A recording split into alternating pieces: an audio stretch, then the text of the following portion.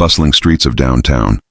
Chicago were alive with the usual rush, honking taxis, suited execs hustling to meetings, and the faint smell of deep dish pizza wafting from corner joints.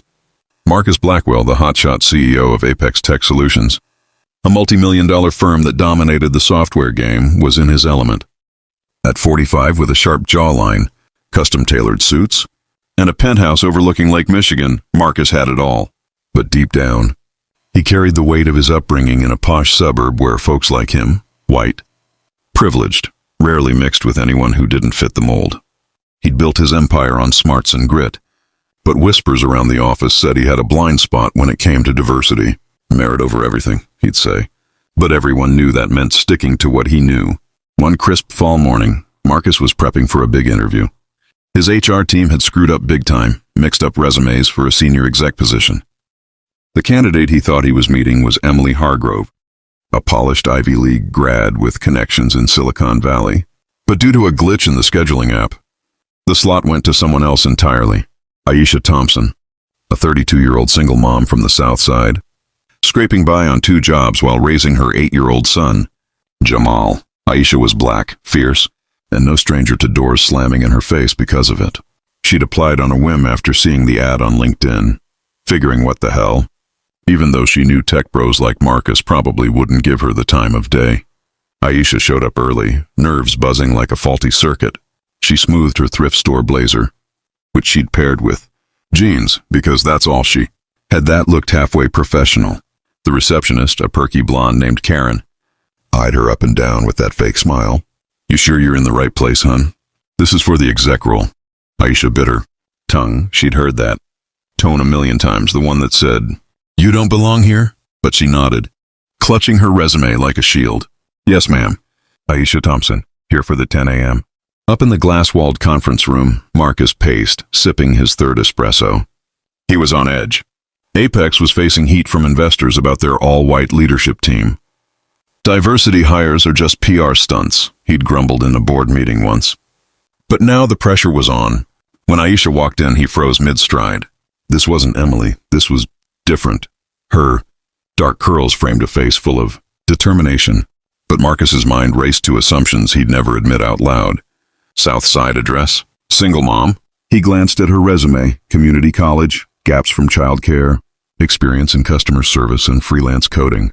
Must be a mix-up, he muttered under his breath, but the door was already closed. "Miss Thompson, right?" Marcus said, forcing a grin as he extended a hand. His grip was firm, but his eyes darted. "Have a seat. So, tell me about yourself." Aisha sat tall, ignoring the knot in her gut.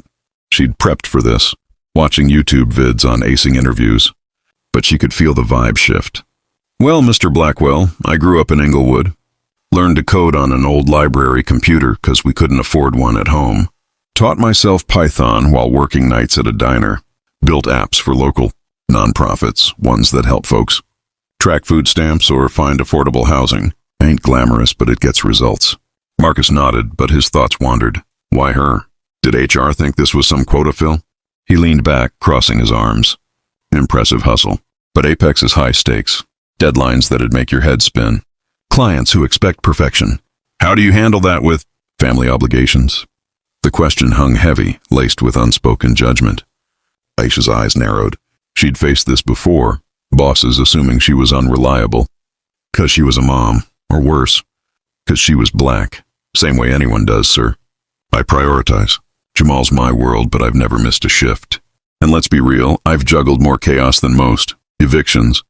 Biased landlords who jack up rent 'cause of my last name. Makes me resilient. The interview dragged on. Marcus peppering her with tech questions she nailed effortlessly. But every time she spoke, he couldn't shake the unease. "Tell me about a time you dealt with conflict," he asked. Aisha paused, then dove in. "Last job, my supervisor, white guy.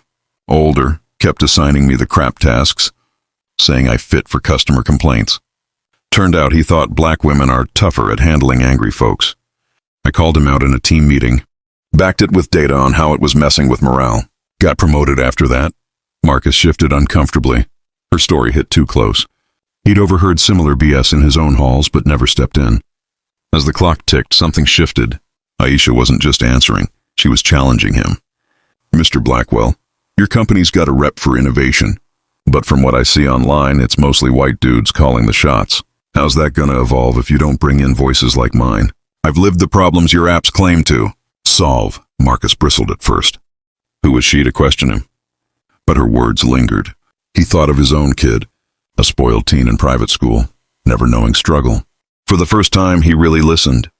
By the 15-minute mark, the room felt less like an interrogation and more like a real talk. Marcus shared a rare vulnerability. Grew up in Winnetka, fancy schools, country clubs.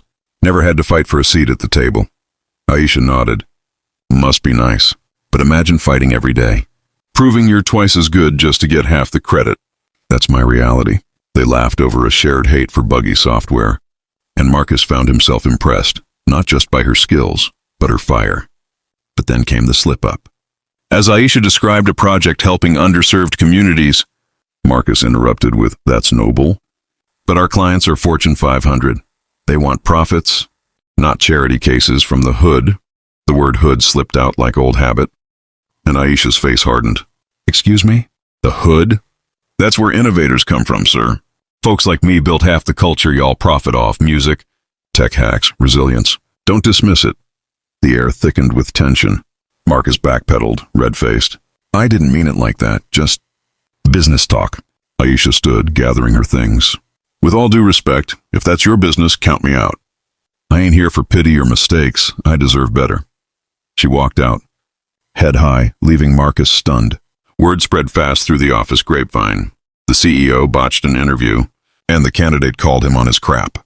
Whispers turned to buzz. Employees of color who'd stayed silent started sharing stories. Marcus sat alone, replaying her words.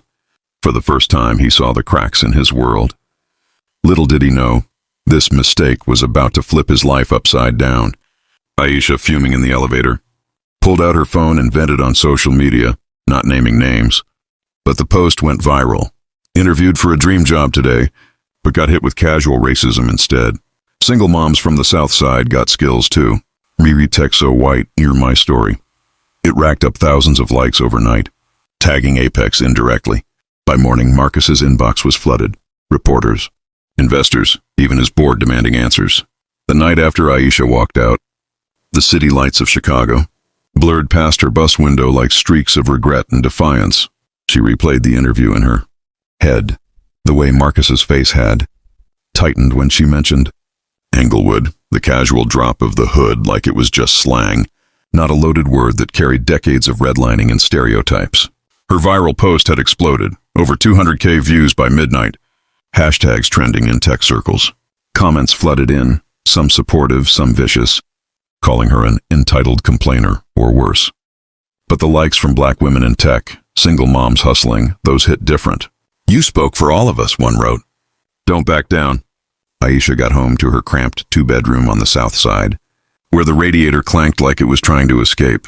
Jamal was asleep on the couch, homework scattered around him like confetti. She kissed his forehead, whispering, "We gon' be all right, baby." But bills stared back from the kitchen table, electricity overdue, rent creeping up again. Walking away from that job felt righteous. But reality didn't care about principles. Up in his Lakeview penthouse, Marcus couldn't sleep. He scrolled through the comments under Aisha's post, each one a gut punch. Another white CEO, proving the industry ain't changed. Bet he hires another bro from Stanford. Tomorrow. His phone buzzed. Nonstop board. Members texting in all caps. PR team in panic mode. "We need a statement by dawn," his chief of staff wrote. Marcus typed and deleted a dozen apologies, none feeling right. For the first time in years, he felt small. The next morning, Apex's lobby buzzed with awkward energy. Employees whispered as Marcus walked in, no suit today, just a plain sweater and jeans. He called an all-hands meeting, something he rarely did. Standing at the front of the auditorium, lights bright, he cleared his throat. "I screwed up yesterday, big time. A candidate came in for an interview, someone incredibly qualified, and I let my biases do the talking. I used a word I shouldn't have, made assumptions I had no right to. That stops now." The room went dead quiet. He continued, voice steady but raw. "I'm not here to make excuses. I'm here to own it. Starting today, we're launching a full diversity and inclusion overhaul, mandatory. Training for everyone, including me. anonymous reporting lines, and we're creating a community impact fund to support the kinds of projects. Aisha Thompson builds. If you're wondering why her name, it's because she called me out. And she was right. Murmurs rippled through the crowd. Some nodded, others looked skeptical. A young black engineer in the back raised her hand. Words are cool, but what about real change? Promotions? Pay equity? Marcus met her eyes. That's next. We're auditing everything. And if I don't deliver, call me out again. Publicly. I deserve it. Word of the meeting leaked fast. By lunch, business blogs were running headlines. Tech CEO goes viral for all the wrong reasons, then owns it. Aisha saw it while scrolling at a laundromat. Jamal playing games on her phone. She almost laughed, almost. Part of her wanted to believe it, but she'd heard promises before. Then her phone rang. Unknown number, she answered warily. Aisha? It's Marcus Blackwell. Not calling to beg for forgiveness, though I owe you that. Just, can we meet? Coffee, your choice of spot. No office, no power plays. She hesitated. Jamal looked up. Who dat, Mom?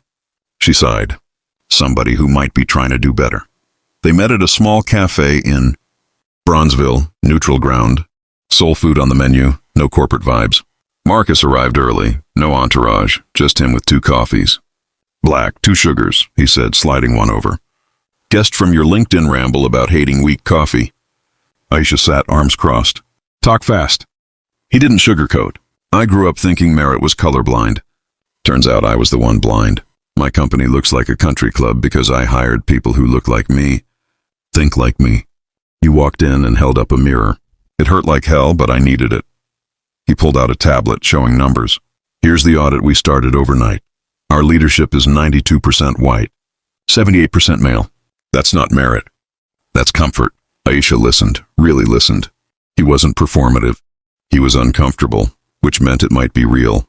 And me? She asked. What now? The VP of Community Innovation role. It's yours if you want it. 6 figures, full benefits, flexible for Jamal. But more than that, a budget to scale your apps nationwide. No strings. And if you say no, I still want your input as a consultant. Paid. No NDA bullshit. She studied him. Why go this far? Damage control? Partly, he admitted. But mostly because you're the kind of leader we need. Sharp, real, unafraid. I don't want token hires. I want partners who challenge me. They talked for hours, past closing time. The owner letting them stay because he recognized the buzz. Marcus opened up about his divorce, how he buried himself in work to avoid being a present dad. Aisha shared about losing her mom young, raising Jamal alone, while dodging landlords who forgot to fix heat in black neighborhoods. It's like running a marathon with weights on, while others stroll. By the end, walls were down. Not friends yet, but something closer to respect. A week later, Aisha accepted the job, on her terms, remote options, childcare stipend, and a seat on the executive council. Her first project? An app revamped to make housing assistance easier for low-income families, piloted in Chicago's south and west sides. Apex funded it fully, no questions. The turnaround shocked everyone. Tech Twitter flipped from outrage to cautious optimism. White CEO actually listened? Wild. Aisha's follower count skyrocketed. She used it to amplify other underrepresented voices. Marcus? He started showing up at community events, not for photos, but to listen. He even enrolled Jamal in a coding camp Apex sponsored, showing up himself to help the kids debug. Months passed. Apex's diversity numbers climbed, not perfect, but moving. Stock rebounded stronger. But the real win? One evening, Marcus got a text from Aisha. Jamal just built his first app. Wants to show the boss. Marcus smiled, typing back. Tell him the boss is proud, and tell his mom she's changing everything. What started as a mistaken interview became the spark that forced a company and a man to confront ugly truths.